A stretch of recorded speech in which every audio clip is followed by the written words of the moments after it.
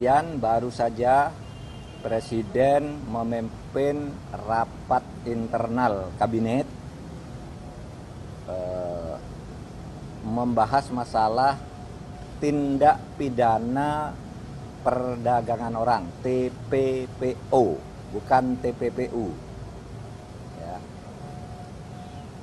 Begini, kita punya masalah dengan tindak pidana perdagangan orang, di mana orang dikirim ke luar negeri lalu menjadi budak-budak yang dianiaya atau terlibat dalam kejahatan-kejahatan dalam sebuah pengiriman tenaga kerja yang ilegal.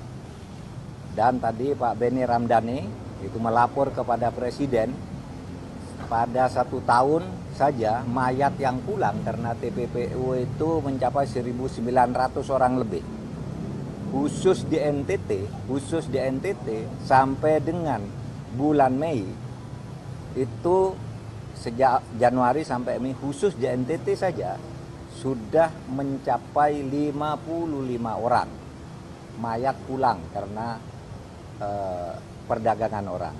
Oleh sebab itu Presiden tadi menyatakan melakukan restrukturisasi Satgas, tim tindak pidana perdagangan orang. Kemudian memerintahkan ada langkah-langkah cepat di dalam sebulan ini untuk menunjukkan kepada publik bahwa negara, kepolisian, negara, TNI, dan aparat-aparat pemerintah yang lain itu bertindak cepat dan hadir untuk ini. Saudara, saya kemarin memimpin sidang KTT ASEAN Pilar Polkap.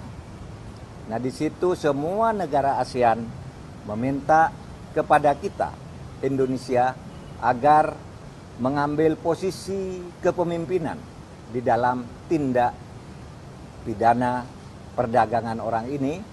Karena bagi mereka tindak perdagangan orang ini sudah begitu mengganggu kehidupan bernegara mereka, karena ini adalah kejahatan lintas negara dan sangat rapi kerjanya. Sementara kita sendiri terkadang sudah mengetahui simpul-simpulnya tapi terhambat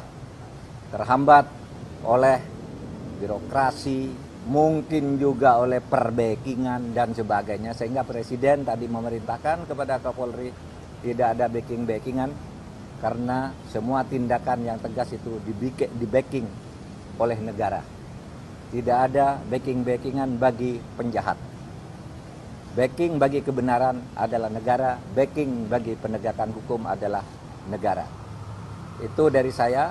Mungkin saudara akan kaget mendengar situasi perdagangan orang berdasar data yang dimiliki dan telah dilakukan oleh BP2MI, ya, Badan Perlindungan